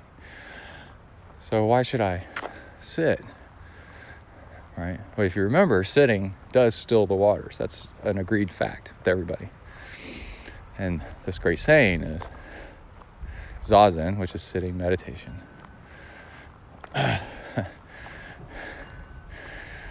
Well, enlightenment hits you by accident. Zazen makes you more accident prone, which I love that saying, right? You can't be in a car wreck unless you're in a car. Well, I guess you could be a pedestrian, but you can't be inside a car wreck unless you're in a car, right? So, if you spend a little bit of time sitting or just slowing down, I think I've talked about this before. I've got this great coworker who told me something that gave me a moment of enlightenment, which I really enjoyed. I noticed she was sitting out in her car before work, and I said, "Why don't you come inside?" And she goes, "Oh, I was just sitting there thinking," she's basically meditating in her own way. And I was just thinking in my car, and I said, "Oh, yeah, I do that too. I sit at my house, and then I do that for several minutes, 10 to 20 minutes every morning before I come to work." And she said, "Yeah," she has anxiety and stuff like that. So she goes, "Yeah, I come into work first, and then I'm here, and then I sit in my car, and then I sit." And I thought, that hit me, I was like, damn. I remember I told her, I go, "That's impressive." You just gave me something to think about when I sit and think about things. And so now I do that more often. When I go swim, and if I get there early, I just sit in the car and I think there. And tonight when I went to go for my run, I got all dressed for my run, but I was a little bit early. So I just, I sat and thought about my run, but I was already all ready to go, But these moments, these minutes of sitting and thinking and letting the water still gives you that time for things to calm down a little bit, right? So imagine you have a life with, there's lots of people out there with lots of kids, for example, and they're trying to go to school at night and they're working. Emily and I were doing, she was working night shift and going to nursing school while Kai was an infant, and I was working a day job and watching him at night while she was there. You're not going to have many insights about things and be able to remember them and work with them because there's just too much chaos and there's too much panic going on. But if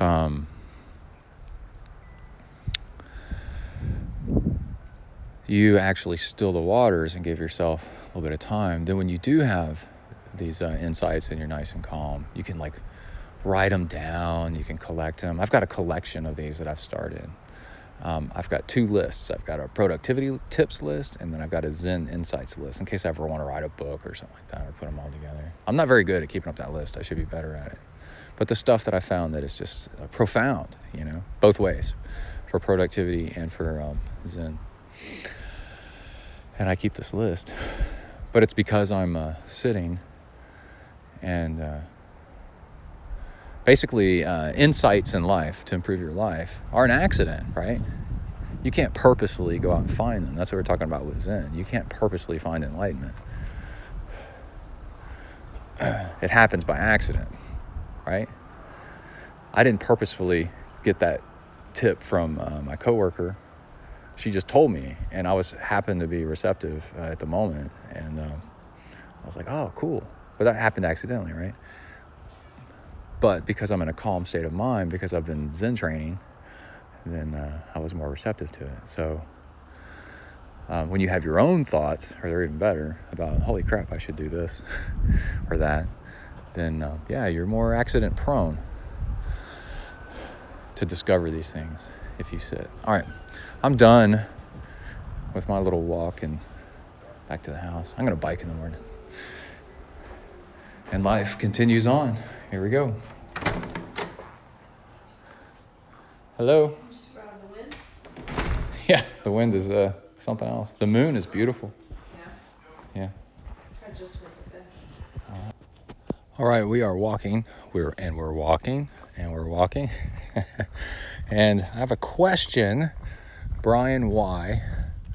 That's his last name's initial. Sent in a question. Let me read it to you because he had a compliment, and those are nice.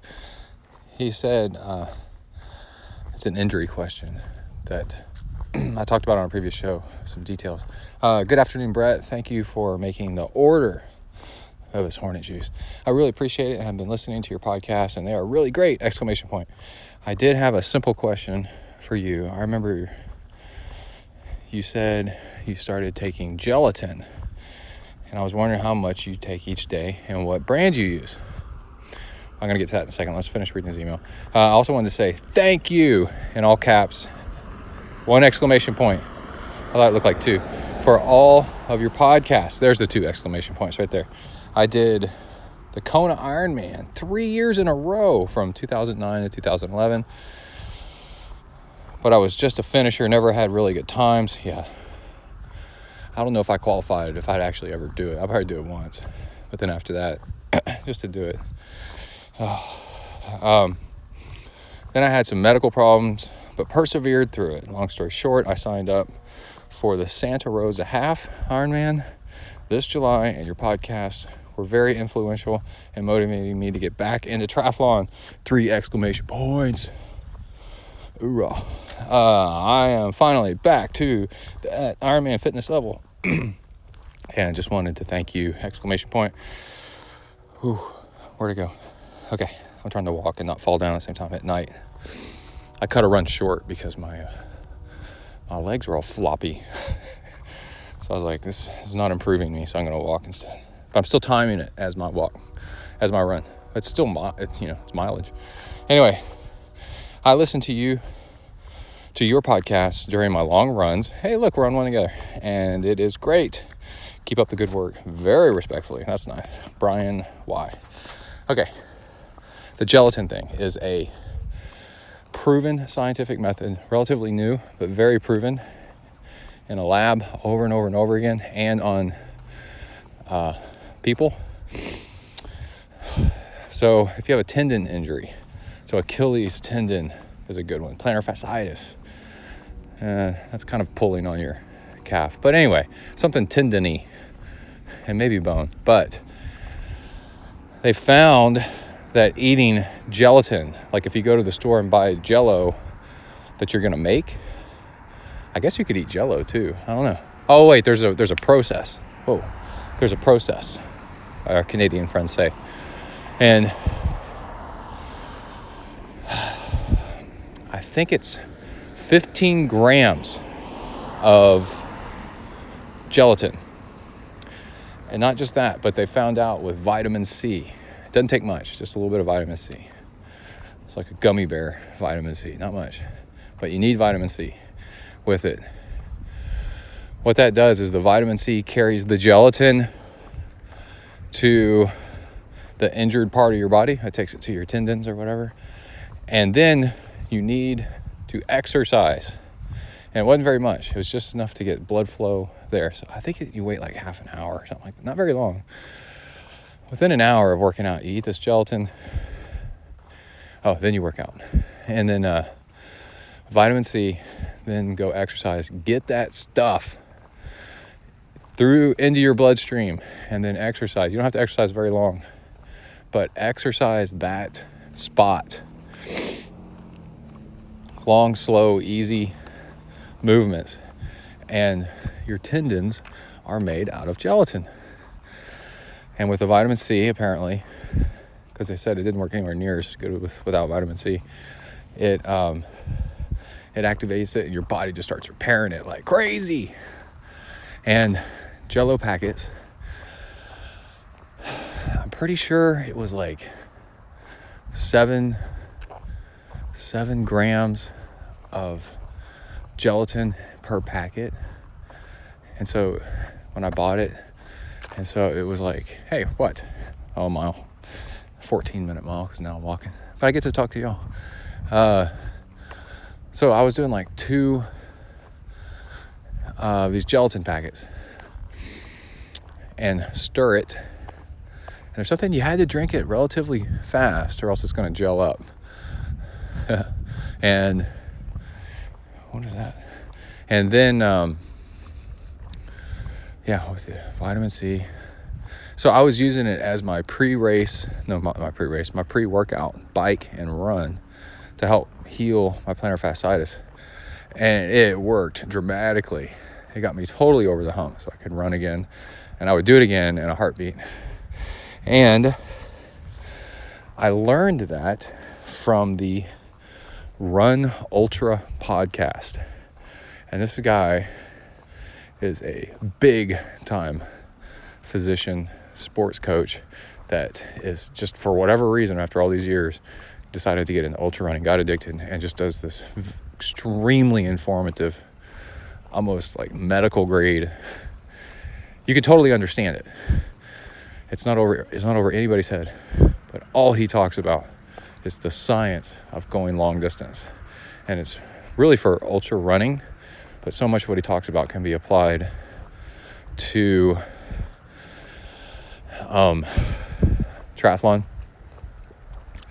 And for example, the last episode that they did, he'll probably have another one by the time the show gets out, was just recovery, all about how to recover.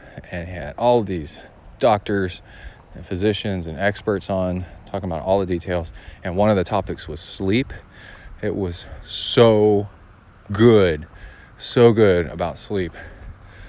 And actually, there was a difference between swimming and biking, because it's no impact, versus running this was about overtraining. That runners tend to not be able to get overtrained, because once they start approaching the volume to get overtrained, overtraining syndrome, they get injured, right? Because of the impact. That's not good. That's not good news. That your performance is limited, that you're going to break your legs. And but swimming and cyclists could get overtrained a whole lot easier because they can do the volume. And swimmers especially, because they swim early in the morning and then they need sleep, and they don't get enough sleep. And then there was this really cool part about the first 4 to 6 hours of your sleep repairs your body. The next hours that you get repairs your brain. And a lot of us, I get up early in the morning, work out late at night. It's almost 9 o'clock right now. So what do? You need all this sleep. Where does an age grouper that has a job get sleep? Because you can't say the weekend, because the weekend's where they do a whole bunch of stuff. And they said napping. I'm like, oh, that's the best. So naps can top you off on your sleep. They didn't quite say it like this, but this is my advice, is because you can go a few days and be sort of sleep deprived a little bit, but it's going to catch up with you, right? So treat it just like you do in triathlon, where you do your short workouts, and then every once in a while you do a long workout, like your long run once per week or whatever. But be opportunistic, and when you get the opportunity to catch up on sleep, catch up. And there was naps, but then there's also if you do get the chance to sleep in or go to bed early or something like that, take it and sleep extra, and then you'll catch up on your sleep. And that's probably like the best you can do. And then on top of that, let's see. I wanted to give a tip on the way I take naps that I found really, really, really, really works. So at lunch, I eat my lunch wherever I happen to be. If I go home, or if I go to a restaurant, or if I eat at work. But then I don't really have a spot to do this at the office. So a lot of times I'll sleep in my car for a little bit. And what I found from my experience, this is Zen. Zen Buddhism says, research yourself and see what works before you believe what other people tell you. And this is what I found, that And it may take a little bit of practice, but not very much. Set an alarm if you need to, so you don't go too long, like, 20 minutes, 25 minutes. And then after you eat, go to sleep. Find a spot, start taking a nap. When you naturally wake up, like just a few minutes later, like 10, 20 minutes later, you're like, oh, because it's a habit. You're like, oh, I could go back to work. Those few minutes of rest are so huge. They top you off. And you're talking, they added it up over the week. They're like, you get 20 minutes here, 20 minutes there, you start getting like 2 hours extra sleep a week with naps. And I found that by doing this, my afternoon, I'm wide awake. I don't feel drowsy. It's like it's wiped away the need for sleep. It's a really cool episode, and I suggest check it out. All right. Something out here. I'm walking almost to my street. It smells heavily like men's cologne. It's really creepy because it's dark and there's nobody around. It's a predator. Okay. That's it. Out, Bing. All right, let's go ahead and wrap up the show. We give... I lost my... All right, let's go ahead and wrap up the show. We need to give a shout out to some additional sponsors and also how to help support the show. One way to support ZenTri is to go to the ZenTriathlon.com page, and on the left-hand side, there's an easy donation button. You can help support the show that way, one time or recurring. And then I get your email address, and you can email me with questions. I don't email you. I don't have time for all that stuff. You can email me and with questions, and I'll actually recognize your email as a supporter because I do read those as they come in. And it really does help out the show. And I get it all the time. That's where we got that question earlier from Brian. And also, you can go get Hornet Juice on the right-hand side. That's an easy thing that people keep doing. It's really great. You get a 10 or a 20 pack of this amino acid powder that you add to your fuel. And you can take it, by itself if you want. And what it does is it activates fat burning. All this high fat, low carb stuff, this kind of does it for you as needed. And what it is, it's a protein powder that signals your body when you eat it to turn on fat burning like a diesel engine. I keep getting emails from people that are just like, I cannot believe this stuff. It really does work. It really does work. It's really crazy. And it's perfect for long workouts. And let's see, you can get a 10 or 20 pack. And if you get that, it comes from New Zealand, which is really cool. You get an email back from me that says, hey, thanks. It says howdy because I'm in Texas.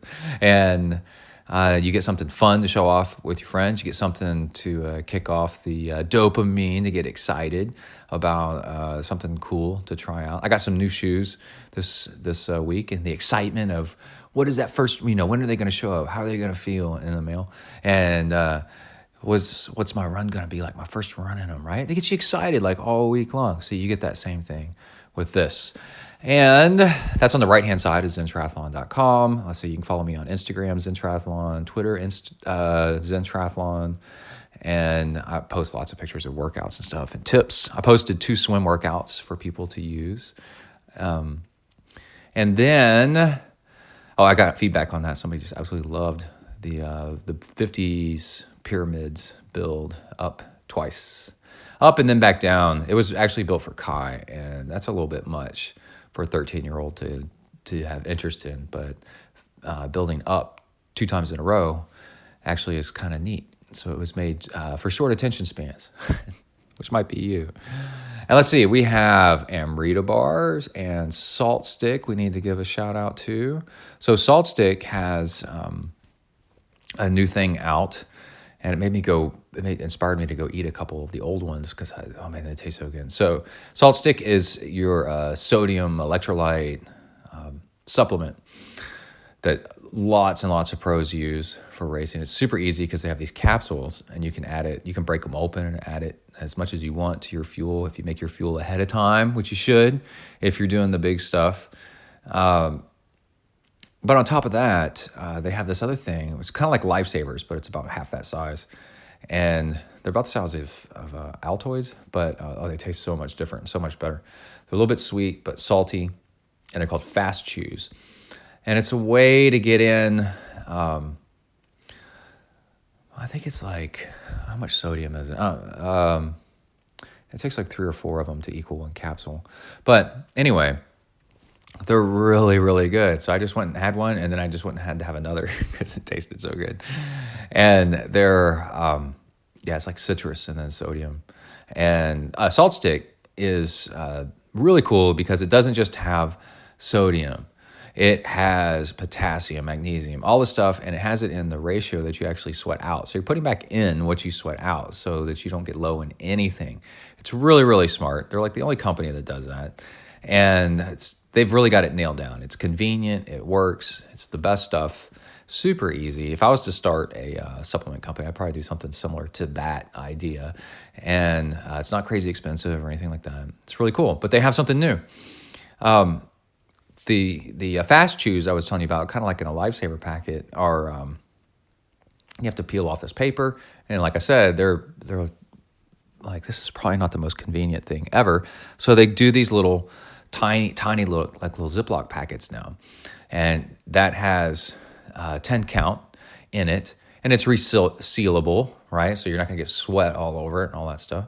And it's a little bit more eco-friendly, as our friend Joseph from Salt Stick says, given that the packets can be refilled from the 60 count bottles. Piece of cake. They're looking to promote it. They could use our help. And like I said, I was reading this and I go, man, I've got some of those in the roll. I'm going to have some. And I went and had one, and then I couldn't help myself and I had another. They're really good. They're really, really good. So let's look. We've got a discount code for them and Amrita bars. Let me see if I can pull it up real quick. I got it in my notes. I've always got it where I can get to it. Salt Stick, 25% off with discount code ZenTri 25. And what you do is you go to, no, wait, that's different. You go to saltstick.com/ZenTri. That's how you get there. And then when you're there, it goes like a Zen master at the gate of a Zen monastery. They go, "Who are you? You don't belong here." And then you say, "What's the password?" And you say, "Open sesame," and they go, "No, go away." But finally, when you guess the password is ZenTri, I'm serious. It lets you in. They should have like the doors opening sound, like, and now you're in, and then you can use that discount code because you know the password, ZenTri, to get in and get 25% off. Isn't that cool? All right, so that's all about Salt Stick. I use them constantly. I'm so glad that they're a sponsor. And then Amrita bars, which is a date-based bar. And let's see, where's our discount code for them? All right, it looks like it's Zen for 15% off orders and $5 shipping. And what you want to do is go get you a whole bunch of those, because when you eat Amrita bars, you know you're eating something healthy. It's one of those things that has like 5 ingredients on the package. And as opposed to like Cliff bars, for example, they don't get hard when it gets cold. It's really cold outside. I was camping and had a Cliff bar that Emily had packed in our gear with us, and I ate it, about broke my teeth off. And I was like, they're right. Cliff bars and other bars like that, grain-based bars, get hard whenever it's cold. You're out on your bike, or jogging or something like that. And these are soft, and they have all these different flavors, and they have protein bars. They have all this really cool stuff. And they're also anti-inflammatory. There's lots of anti-inflammatory ingredients in them that help you recover faster. For base training rides where you're going easy and long, it's super easy to have like a bite of one and then put it back in your jersey pocket. And then a little while later, another bite of one, just to kind of make your stomach feel a little bit more full. It is super cool. All right. let's see. I think that is it. Stay tuned for the next episode. We're going to have lots of cool stuff, more Zen talks. I'm getting lots of emails from people saying that they really enjoy that stuff. So we're going to keep doing it. I got lots more where that comes from. I only put in about 5% of what I ever think of because we can only have so much time together. So stay tuned and we'll do a whole lot more. All right, that's it. Everybody stay safe out there. Work the uphills, cruise the downhills, and keep the rubber side down. Out.